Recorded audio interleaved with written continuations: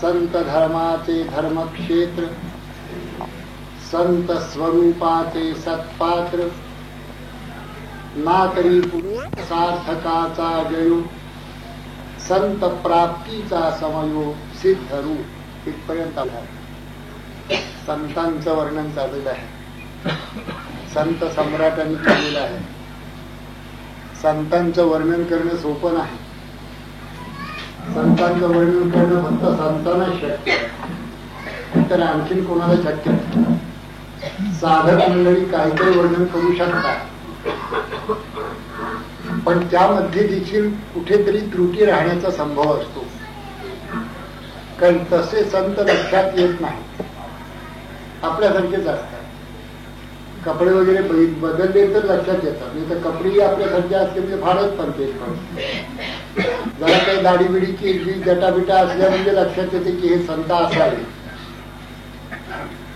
पण असे पुष्कळ संत आहेत की जे कपडेही बदलत नाही, केशरचनाही बदलत नाही, खाणं पिणंही आपल्यासारखंच असतं, सर्वसामान्य सज्जन माणसासारखं.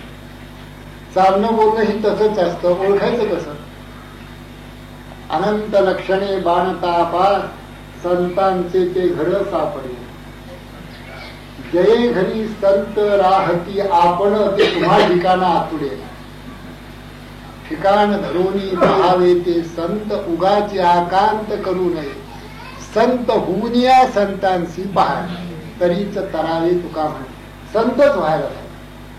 संत जर आपल्याला ओळखायला पाहिजे असेल तर आपणच संत व्हायला पाहिजे. जर एखादा मंद कसा आहे हे जर ओळखायचं असेल तर त्या आपण मंद झाल्याशिवाय, तांबड्यामध्ये खेळल्याशिवाय मंद कसा असते कसं ओळखणार? दोन हात केले म्हणजे लक्षात येते हा मल्ल आहे. बाहेरून सगळेच मल्ल दिसतात, तसे ते मल्ल अर्थातच असं नाही. संत ओळखणे फार कठीण. कारण काय? संत स्वरूप बोधावर असतात आणि स्वरूप बोधाविषयीच आपला गोंधळ आहे. आपलं जे अज्ञान आहे मुख्यतः ते स्वरूपाविषयीच आहे. स्वरूप म्हणजे काय? ठाऊक. प्राप्तीचे मार्ग ठाऊक नाही, ढोबळ माहिती आहे. पण सूक्ष्माती सूक्ष्म जे मार्ग आहे ते सामान्य मंडळीला काय, पण साधकांना देखील माहिती नसतात. सामान्य मंडळी जी आहेत काही ना काहीतरी करत असतात आपापल्या प्रकाराने, पण त्यांनी फारशी प्रगती होताना दिसत नाही. जे काही साधन आहे, जे कुणी सांगितलं असेल कोणालाही हे साधन आहे, ते साधन करण्याचे जे मार्ग आहेत ते त्याच वेळेला सांगितले जातात असं नाही. हळूहळू सत्संगतीने ते कळायला लागतात. नामस्मरण हे घ्या. नामस्मरण हेही विसरतात लोक. नामोच्चार होतो, नामस्मरण होत नाही. नामाचा उच्चार करणं चांगलं, पण नामाचा उच्चार आहे नामाचं स्मरणच आहे असं नाही. पुष्कळ वेळेला स्मरण मनाने इतर गोष्टींचं चाललेलं असण्याची शक्यता आहे आणि उच्चारही नामाचा चालू आहे. दोन्ही गोष्टी मन करू शकते. इकडे इंद्रिय उच्चार करतायत, श्रीराम जयराम जय जयराम किंवा राम कृष्ण हरी ओम नम शिवायचा उच्चार चालू आहे. तिकडे मन घोटाळते इकडे तिकडे असं होण्याचा संभव असतो. याला नामस्मरण म्हणता येणार नाही. हा नामोच्चार झाला. नामस्मरण करायचं असेल तर मन अगदी त्या नामामध्ये पाहिजे. स्मरण हा शब्द मनाला लागू आहे, चिंतन हा शब्द मनाला लागू आहे. तेव्हा नामस्मरण जर करायचं अरे तर त्या नामामध्ये मन पाहिजे. याचाच अर्थ असा कुठेतरी एक ठिकाणी बसलं पाहिजे, डोळे मिटले पाहिजे. म्हणजे डोळे ही चीज अशी आहे की डोळ्यांनी सगळं दिसत राहतं ना. भिंतीवर कॅलेंडर असतात, देवादिकांची देखील असतात, पण ती अशी विचित्र असतात की अशी कॅलेंडर नसलेली बरी. म्हणजे हे आमचे देव आहेत का कोण आहेत असं लक्षात, अशी कॅलेंडर असतात.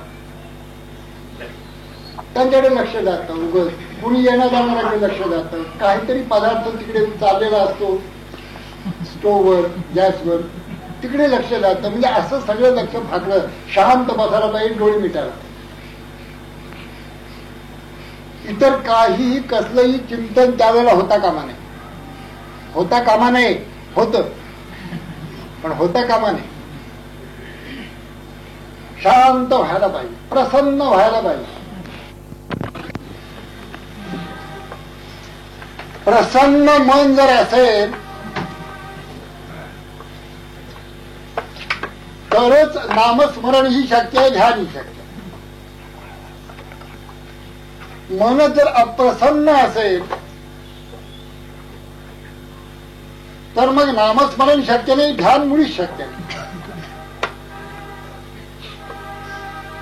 म्हणून आधी संतांचं स्मरण करावं म्हणजे मन प्रसन्न होतं असं स्वामीजी म्हणत असत. ज्ञानेश्वरांचं स्मरण केलं, समर्थांचं स्मरण केलं, नाथांचं स्मरण केलं, तुकोबांचं स्मरण केलं, संतांचं स्मरण केल्याने मन प्रसन्न होतं आणि मग ते मन नामाला लावलं पाहिजे. नामस्मरण करता करता करता आपण त्यामध्ये विरून जायला पाहिजे. बाहेरचा अहम हळूहळू हळू त्या स्मरणामध्ये विरून जायला पाहिजे. माते विष्णी कथित कथितेनी तोषे विसरत विसरा माझी विरत अंगे जीवे. म्हणजे पहा, माझ्याविषयी कथा करत असताना 10व्या अध्यायाची ओवी आहे. माझ्याविषयी कथा करत असताना त्या कथेचा आनंद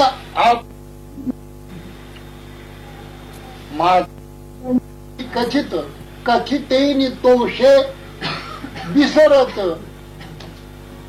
त्या विसरा माझी विरत अंगे जीवे. तसंच नामस्मरण करता करता करता बाहेरचा मी सगळ्याचा सगळा संपला. माझी पोझिशन काय, मी असं आहे का तसं आहे, असं सगळं विसरलं आणि त्या विसरामध्ये अंगे जीवे जीवो मरो विसरले बोधाची या भुली. असं विसरलात विरलात म्हणजे नामस्मरण झालं. तिथपर्यंत नामोच्चार आहे, नामस्मरण नाही. ध्यान तसं डोळे मिटले म्हणजे काही ध्यान होतं असं नाही. डोळे मिटून आपण बसतो पण मन फिरत आहे. मन न फिरण्यासाठी काय करावं असं जर विचारलं तर त्याची पूर्व तयारी आपल्या कर्मापासून पुढे अशी सुरुवात आहे. आपण सत्कर्म करतो ना, आपण परोपकारी आहोत ना का स्वार्थी आहोत? आपण दुसऱ्याचा विचार करतो का आपलाच करतो? आपण नामस्मरण करतो ना, आपण आपली प्राप्त कर्तव्य चुकवत तर नाही. कर्तव्य करत असताना हरिस्मरण पूर्वक होतात ना. सकाळी उठल्यापासून रात्री झोपेपर्यंत पश्चाताप होईल असं कर्म घडलं का? असं सगळं झाल्यानंतर मग ध्यानाला बसायचं. असं काही घडलेलं नाही. असं काही माझ्या हातून घडलेलं नाही असं म्हटलं म्हणजे मग ध्यानाला बसायचं. ध्यानाला बसताना पुन्हा संतांचं स्मरण करून सद्गुरूंचं स्मरण करून बसायचं. मग डोळे मिटायचे. तेच स्मरतेनी आदरे सबाह्य सात्विके भरे जव काठिण्य विरे अहम भावाचे. असं अहंकार टाकून शांत डोळे मिटून मग सद्गुरूंनी ज्या पद्धतीने सांगितलं असेल त्या पद्धतीने ध्यान करायचं. संतांना पाहायचं, संत काय म्हणतात ते आपण प्रत्ययाला आणायचं. ही गोष्ट सोपी नाही. संत काय काय म्हणतात ते आपण गेल्या 5 वर्षात बघितलं आणि गेल्या 6 महिने समर्थ काय म्हणतात ते आपण पाहतो आहोत. अतिशय अवघडात अवघड गोष्ट जर कुठे असेल तर संत समजून घेणं.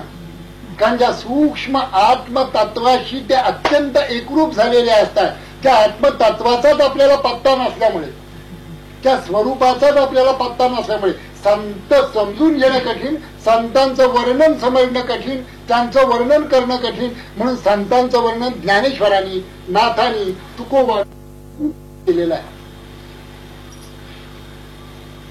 मावळवीत विश्वाभास नवल उदयला चंडांशू. विश्वाचा आभासच मावळून टाकणार आहे. नवीन सूर्य, अलौकिक सूर्य, अपूर्व सूर्य उगवला असं ज्ञानोबा म्हणतात.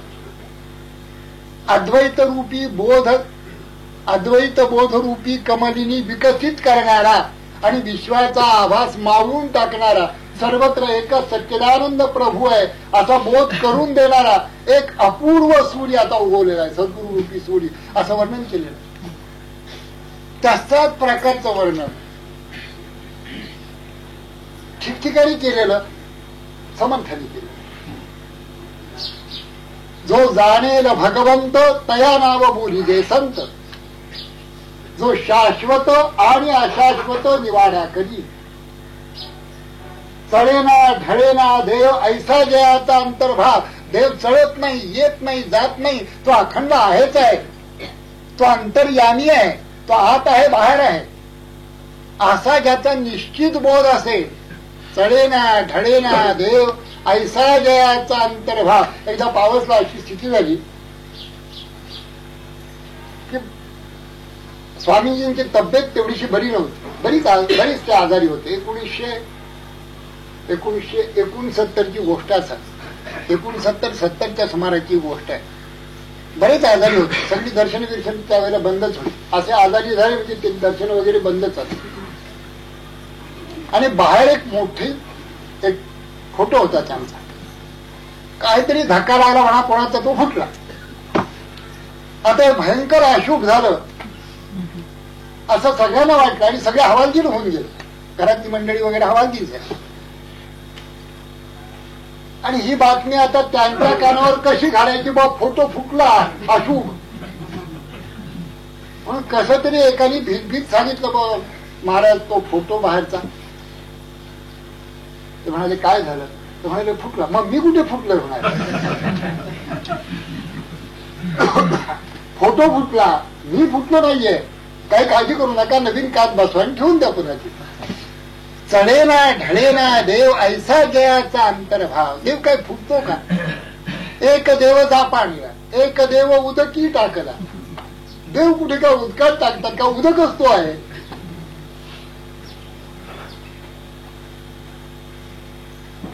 असा देव नाहीये. तुटेना फुटेना कदा देवराना, चळेना ढळेना कदा दैन्यवाना, कळेना कळेना कदा लोचनासी, वसेना दिसेना जनी मी पणासी. भाषाचं काळजी लागली.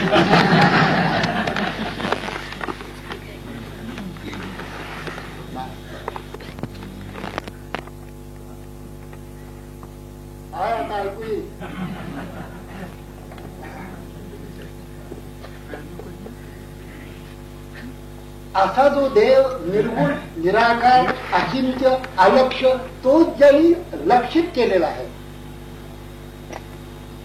एष सर्वेषु भूतेषु गूढोत्मान प्रकाशते, दृश्यते तु अग्रया बुद्ध्या सूक्ष्मया सूक्ष्मदर्शिभी. अग्रबुद्धी कोण करणार? प्रथम परमेश्वर पाहायचंय तर बुद्धी अग्र व्हायला पाहिजे, मन निर्मळ व्हायला पाहिजे. अग्रबुद्धी ध्यानानेच होते, नामस्मरणाने होते. मी मगाशी स्मरण सांगितलं तसं. मन निर्मळ सत्कर्माने आणि नामस्मरणाने होतं. पुन्हा मन निर्मळ झाल्याखेरीज, देह शुचिरभूत आहार विहार युक्त असल्याखेरीज आणि ध्यानाने बुद्धी अग्र झाल्याखेरीज, या 3 इन्स्ट्रुमेंट आपल्याजवळ आहेत परमेश्वर पाहण्यासाठी. म्हणून तेवढी तिन्ही इन्स्ट्रुमेंट मध्ये जरा कुठे गोंधळ असेल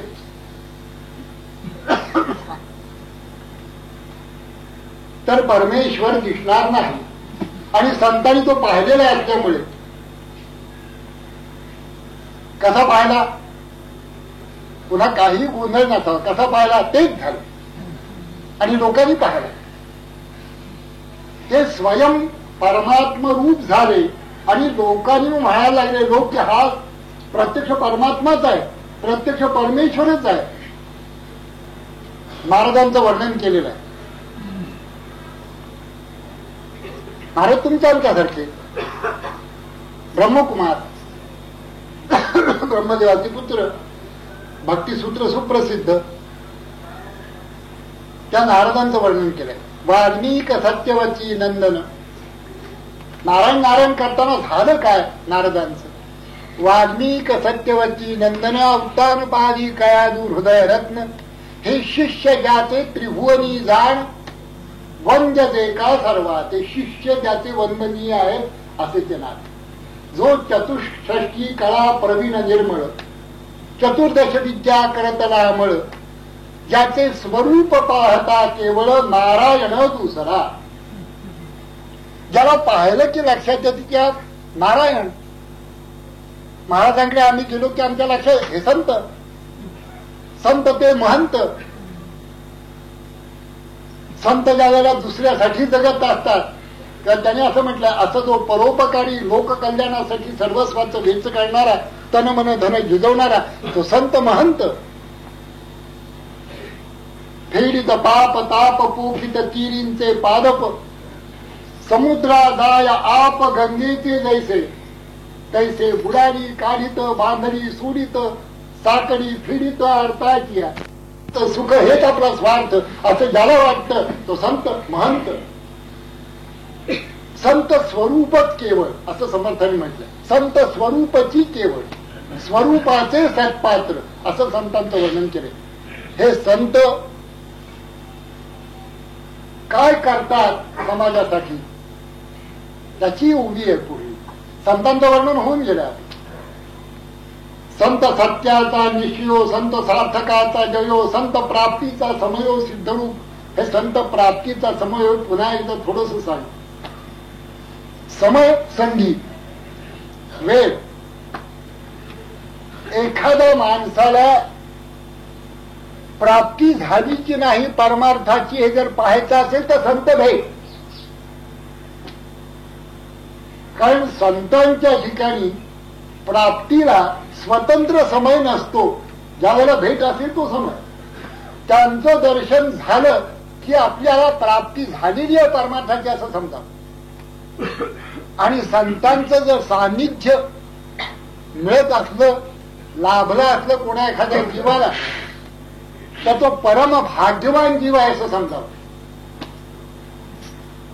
प्राप्तीला समय नाही. सकाळी वाया संध्याकाळी या तर तुम्हाला प्राप्ती होईल असं नाही. संत प्राप्तीचा समय कधी तुम्ही गेलाय की तुमची प्राप्ती तुम्हाला कळायचा अर्थाच आहे तो. कारण ते स्वतः प्राप्त पुरुष आहे, कारण ते सिद्ध रूप असतात. ठीक आहे. मोक्ष आता लोकांसाठी काय करतात? मोक्ष श्रियालंकृत ऐसे संत श्रीमंत. पुष्कळ श्रीमंत मंडळी जगामध्ये आहे. काही म्हणतात माझ्यावर ₹1,00,000, काही म्हणतात 2 लाख आहे, काही म्हणतात 1,00,000 ने 2 लाख. हल्लीच्या काळात काय माझं 25 लक्ष.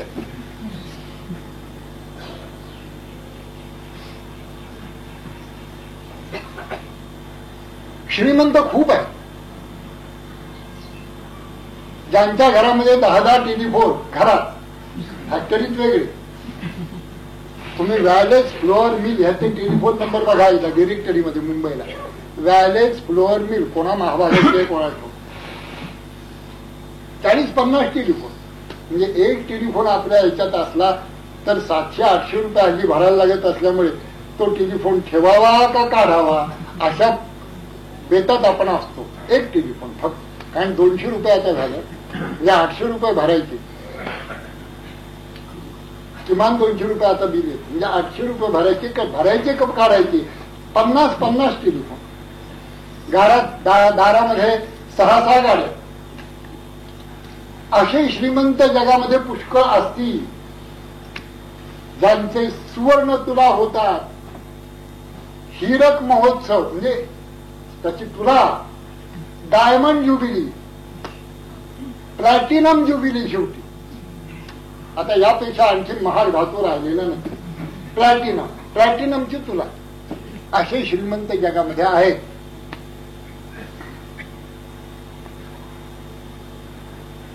काय उपयोग आहे ते श्रीमंतीचा आम्हाला?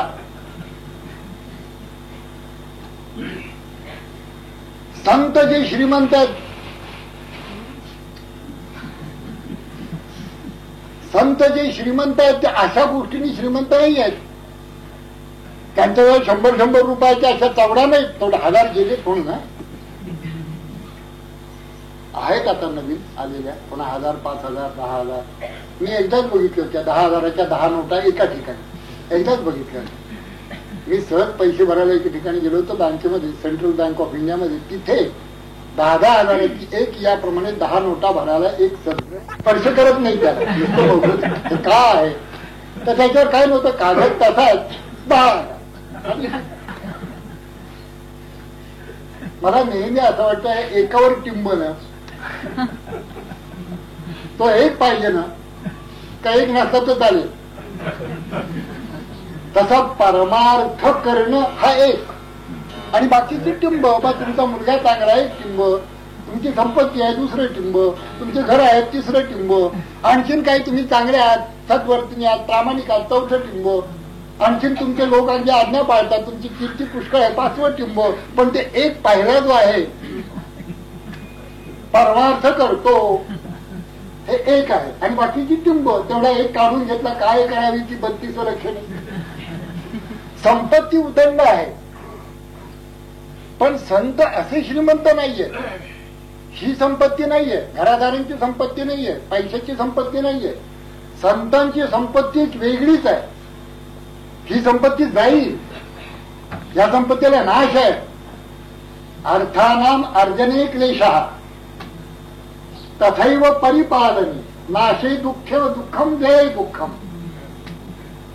ठीक अर्थान क्लेशकारिणा असं म्हटलं, म्हणजे पंचदशीत आहे पुन्हा.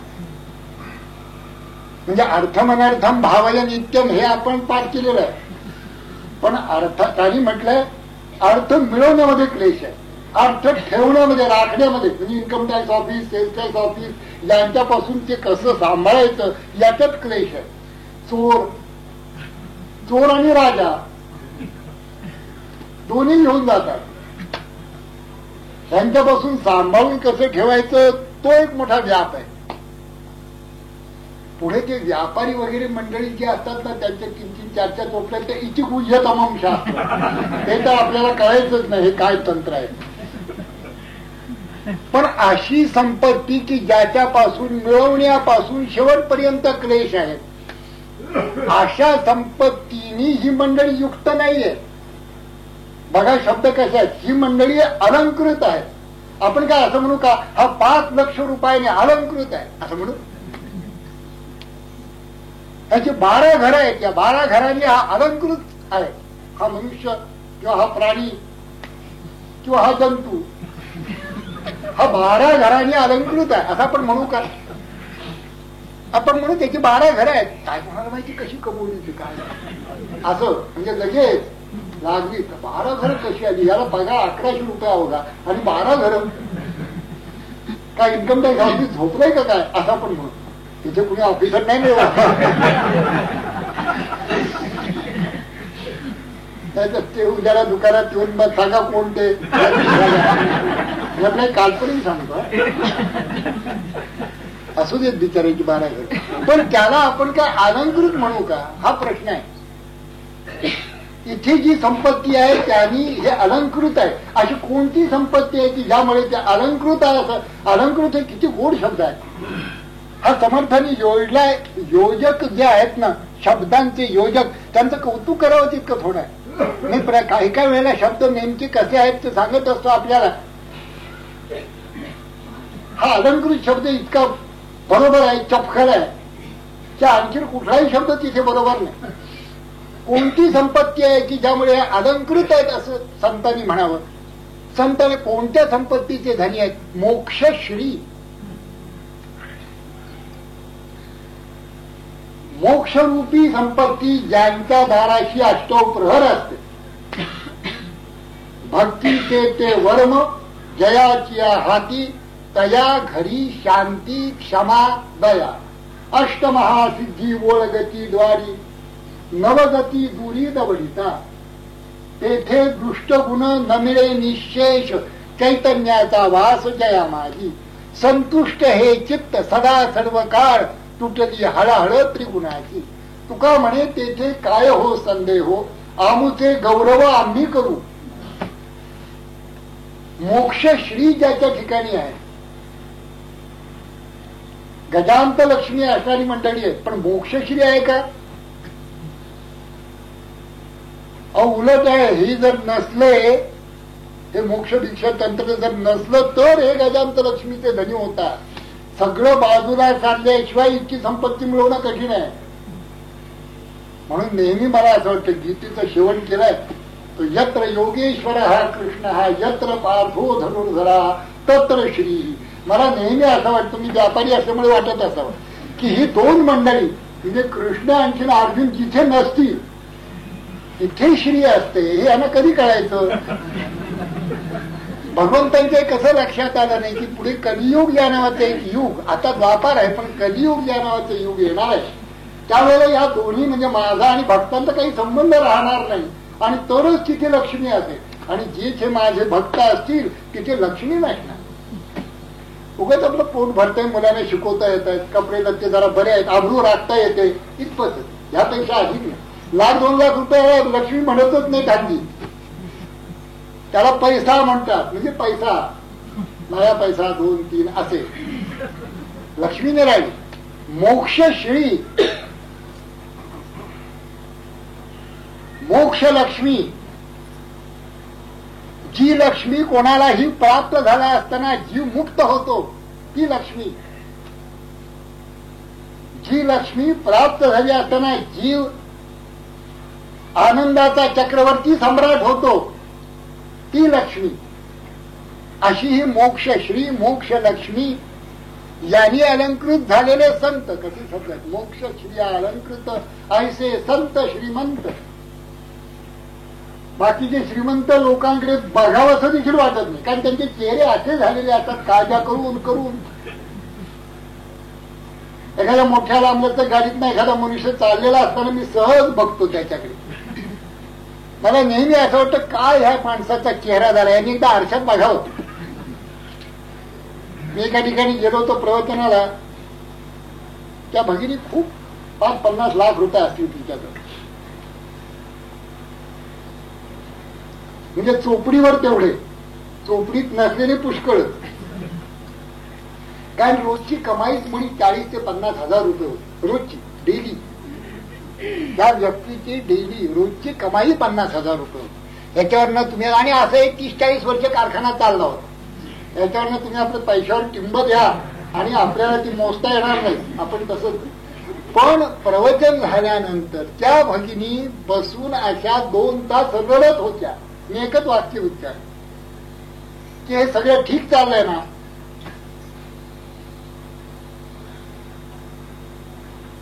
या जन्माचं कल्याण झालं असं तुम्हाला वाटतं ना? हे सगळं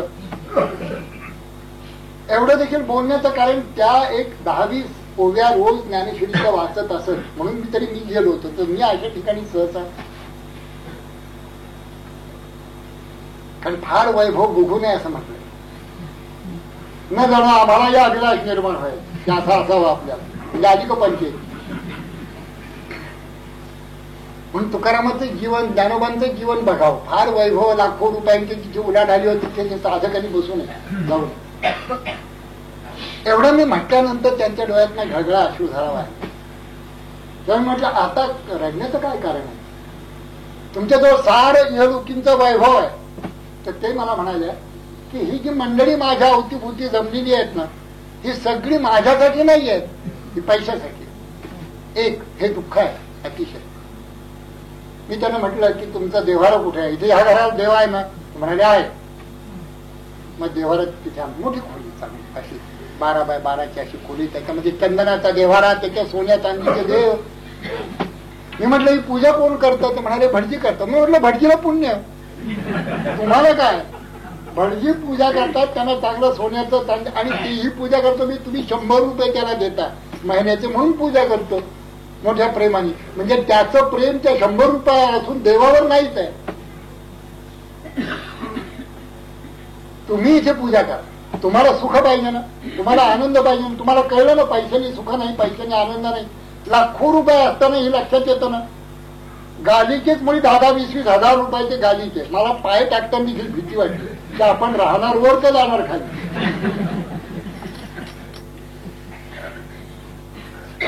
अशा परिस्थितीमध्ये तुम्ही रडता का? तुम्हाला सगळं आहे. तुम्ही ज्याच्यासाठी आज 25-30 वर्ष प्रयत्न केले ते सगळे तुम्हाला प्राप्त झालेलं आहे. गजांत लक्ष्मी प्राप्त झाले. आता काय काय पंचायत काय? तर म्हणाले निष्प्रेम आयुष्य मी जगते. कोणाचंही प्रेम नाही. मी म्हटलं असं आहे, प्रेम हे it blesses him that gives and him that takes. असं नाहीये की जे कुठून तरी तुम्हाला मिळेल. तुम्ही कोणावर केलं हे काय आकाशातनं येत नाही. ते शेक्सपियरचं वाक्य मर्सी डबली, मला वाटलं ते शायलॉकच्या बाबतीत कुठेतरी उच्चारलं, merchant of Venice. Mercy is doubly blessed, it blesses him that gives and him that takes. Double असतं ना ते. जो करतो ते आणि ज्याच्यावर केली ते दया ही दुप्पट फलदायी होते. तसंच प्रेमाचं आहे. लव बिगेट्स लव. प्रेमाने प्रेम वाढतं. प्रेमे प्रेम बळावे, द्वेषाने अधिक वाढतो द्वेष. प्रेमे उदय आले, द्वेषाने ओस पाडिले देश. तुम्ही काय केलं म्हणून लोकांनी तुमच्यावर प्रेम करावं? तुम्ही तर पैशाच्या पाठीमागे धावत होता 30 वर्ष, थांबलातच नाही. एखाद्या शिर्जीला विचारलं की तू पळतोस कशाला? तो म्हणेल गाडी पकडायला. कशा करता गाडी पकडतोस? तुला खायला नाही का? नाही, तशी 4 घरे आहेत मुंबईला. मग 2000 रुपये भाडं येतो. मग गाडी आहे. मग काय पाहिजे काय तुला? पळतोस कशाला? त्याला सांगता येणार नाही. सकाळी उठलं की पळायचं हे त्याला 25-30 वर्षाचं सहज सवय झाली. आणि तो त्या सहजावस्थेत आहे. त्या पळण्याच्या सहजावस्थेत तो आहे. आता त्याला कुठे थांबवणार तुम्ही? हे सगळं तंत्र आपण बघितलं म्हणजे ज्या लक्ष्मीच्या पाठीमागे आपण धावतो त्यांना सुख मिळण्याची सुतराम आवश्यक. त्यासाठी खोली दाखवली, स्वर साधनेची खोली. 5 तंबोरी, लकलकी, चकचकी, 5-5 हजाराचा एक असेल. हार्मोनियम 5 हजाराचा असेल. तिच्या हजाराशिवाय गोष्टच नाही. आणि एका बाजूला विवेकानंद समग्र ग्रंथ कपाटात.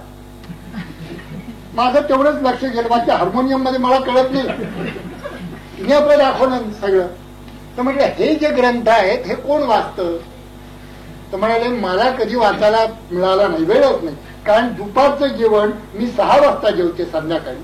आणि जे तुम्ही रात्री 8-9-10 जेवत असाल ते मी रात्री 2 जेवते. म्हणजे काय हा व्याप आहे बघा. ज्याला काही सुख आहे, या संपत्तीपासून कोणतं सुख आहे सांगा? झोप येत नाही, भूक लागत नाही, काही दशा. अशा या संपत्तीच्या मागे लागणार जर विश्व बघितलं तर कोणी असं म्हणणार नाही, शहाणा विचारवंत, की आपल्याला वाजवीपेक्षा अधिक संपत्ती घरात असली तर मी सुखी होईल असं कधीच म्हणणार. तो म्हणेल जे मला परिस्थिती काय 500, 700, 1000, 2000 काय जे असेल पगार तेवढा मला पुरेसा असून माझ्या मुलाबाळांचं शिक्षण सगळं व्यवस्थित होत. मला काही कमी नाही परमेश्वर कृपेने. मी आता हरिस्मरण करतो, ज्ञानेश्वरी वाचतो, दासबोध वाचतो असं म्हणे, चिंतन करतो, ध्यानाला बसतो. आणि खरं सांगू का सद्गुरूंच्या शोधात आहे. जर मिळाले सद्गुरू तर सद्गुरूंच्या चरणी माझं सर्व जीवन अर्पण करण्याचा माझा विचार आहे. असंच तो. ही संपत्ती वेगळी, ज्याच्यापासून क्लेश निर्माण होतात ती संपत्ती वेगळी आणि मोक्ष लक्ष्मी वेगळी. मोक्ष श्रीनी अलंकृत झालेले संत, मोक्ष श्रिया अलंकृत ऐसे संत श्रीमंत. मला सांगा ज्ञानवांच्या जवळ कोणती संपत्ती होती? मोक्ष श्रिया अलंकृत. लाखो लोक ज्ञानबा तुकाराम करत गेले. काय बाळासाहेब वाकडे करत जातील का? सांगा मला. कोण भाग्यवान असा मनुष्य आहे की ज्याच्या पालखीत त्याला बसून आपली झिंड काढतील? फार वाईट मनुष्य होता. अति लुबाडल्या लोकांना. बरे झाले गेले. या आळीतली एक घाण गेली. काय काय आम्ही कमवलं सांगा? 50 वर्ष जगलो, 60 वर्ष जगलो, काय केलं? मोक्ष श्री ज्याला मिळाली नाही, मोक्ष लक्ष्मीचे जे धनी झाले नाहीत त्यांनी व्यर्थ नरजन्म घालवला याच्यात काय शंका? मोक्ष श्रियालंकृत ऐसे संत श्रीमंत. बरं असतील मोक्ष श्रीने अलंकृत, आम्हाला काय? जीव दरिद्री असंख्यात नृपकी केले हे आपल्या समर्थाला माहिती आहे. हे मोक्ष श्रीने अलंकृत आहेत, बाकीचे जीव दरिद्री आहेत, सगळं माहिती आहे. कारण असंख्यात शब्द आहे ना, बघा ना, मोक्ष श्री अलंकृतीचे असंख्यात शब्द आहे का? जीव दरिद्री असंख्यात, उदंड जीव दरिद्री. दरिद्री म्हणजे का? पैसे आहेत आमच्याजवळ, दरिद्री का? आता परवाच 1,00,000 रुपये बँकेत फिक्स करून टाकले, आता दरिद्री का म्हणून? त्याला नाही म्हणत बाबा संपत्ती, तू दरिद्रीच आहे. लक्ष्मी मध्ये करंटा नांदे, करंटा त्याचे दरिद्र अधिकची सांदे, नवल केले परमानंदे परम पुरुषे. सगळ्या ठिकाणी भगवंत होतं प्रोत भरून असताना, श्रुती स्मृती साधू संत सगळे याचे पुरावे असताना, आपण संतांचं चरित्र बघत असताना, संत कसे मोठे झाले प्रत्यक्ष डोळ्यांनी आपल्या समोर बघत असताना, आम्ही पुन्हा तसेच राहणं, पीठ आणि मीठ, मीठ आणि पीठ.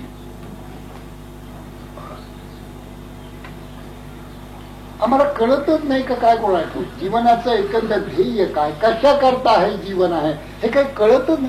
कुठेतरी आम्ही भरकटत असतो असं वाटतं. एक विद्यार्थी होता, उन्हाळ होता, आता मास्टर होते 80%, 30 कसं 32चे 35 नाही का? धरून पिळून चांगला गाढवा, म्हणजे त्यावेळीचे, आता गाढवा म्हणण्याची सोय होती.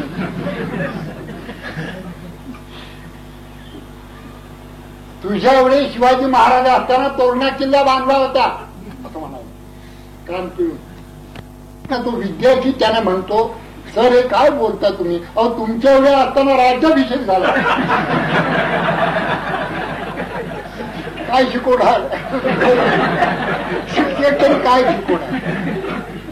आजोबा शिकवायला गेले नातवाला, नातूच विचारतो आजोबाला की तुम्हाला त्या नटीचं आता परवाच लग्न झालं, ती भारत सुंदरी आहे माहितीये तुम्हाला? नाही बाबा. आणि ज्याच्याशी लग्न झालं तो माहितीये?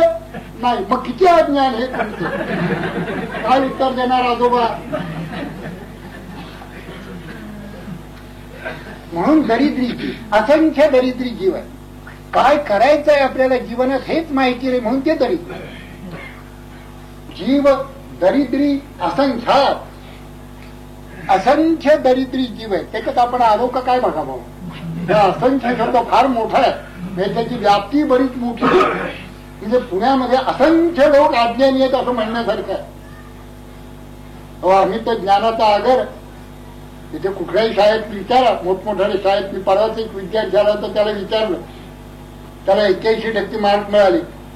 नूतन मराठी हायस्कूलचा विद्यार्थी, 81% परवाच्या परीक्षेत त्याला 10वीच्या परीक्षेत का करा 10वीचे मार्क मिळाले म्हणून त्याला मी तो पेढे घेऊन आला होता वडील, आणि तो चांगला विद्यार्थी, उत्तम विद्यार्थी. मी त्याचं अभिनंदन केलं. मी म्हटलं किती विद्यार्थी आहेत रे बाबा तुझ्या एवढे, तू काय पाहिला का? 144 आहेत म्हणा. 144 विद्यार्थी 80% वर आहे, आणि एकाला तर 93 असून तो दुसरा आलेला. मी म्हटलं हे छान आहे. म्हणजे इतक्या पुण्यामध्ये एवढी विद्येचा प्रसार असताना जर पुणे असा एखादा संत म्हणायला की काय हे अज्ञान, तर ते म्हणतील पुणेकर मंडळी तूच अज्ञानी आहे, तुला काही कळतं का? आणि असं म्हणतात. म्हणूनच ते दरिद्री जीव, त्यांना माहितीच नाही जगामध्ये काय करायचं. नरदेह हे काही या लोकींची समृद्धी साधण्यासाठी आलेला आहे का? मोक्षश्री मिळवण्यासाठी आलेला. अरे इथली मिळेल नाही तर न मिळेल. मोक्षश्री ज्याच्या पदरामध्ये पडली तो जीव धन्य झाला. मोक्ष म्हणजे काय? मी जो देह मन बुद्धीला चिकटलेला आहे, मीच देह मीच मन, मनाची सगळी व्यग्रता माझी व्यग्रता, ठेस लागून देह पडला तर मी पडलो असं ज्याला वाटतं, तिथून त्याला सोडवून तो मी आहे या बोधात नेणे, याचा मोक्ष.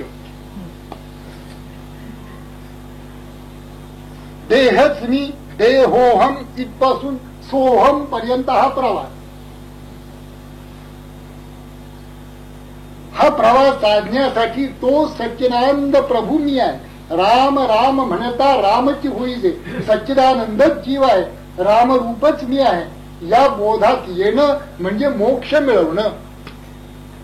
अस्ति ब्रह्मेति चेद्वेद परोक्ष ज्ञानमेव तत्, अहम ब्रह्मेति चेद्वेद साक्षात्कार स उच्यते. परमात्मा आहे, सच्चिदानंद आहे, सर्वत्र व्यापून आहे, सर्व काळी सर्व स्थळी आहे, असं आप्त वाक्यावरना लक्षात येणं हे परोक्ष ज्ञान. आणि मीच तो आहे असं साक्षात अनुभवाला क्षणोक्षणी येणं, त्याला आनंदच आत आणि बाहेर नटून आहे. मीच तो सच्चिदानंद, मला दुसरं काहीही दिसत नाही. सर्व विश्व आनंद रूप मंगल चिन्मय असं दिसतंय, असं भासतंय. हा तो साक्षात्कार. गूढ काही नाही, गौड बंगाल काही नाही. याच्यासाठी काय साधनं तुम्हाला करायची असेल ती करा. निर्णय सद्गुरू आहेत, निर्णय साधना देत आहेत. जी साधना ज्या सद्गुरूंनी दिली असेल त्या साधनेवरना निष्ठेने पाऊल टाका, तुम्ही तिथेच पोहोचता. तुम्ही आळंदी पंढरी मोठ्या प्रेमाने केली, तिथेच पोहोचता. पण आळंदी पंढरी करताना लक्षात ठेवा, निर्लोभता ही तू माळ गळा घालणे. वरी निर्लोभता ही माळ, वर मुद्रा शांतीची. अशा प्रकारची जर यात्रा कुणी केली,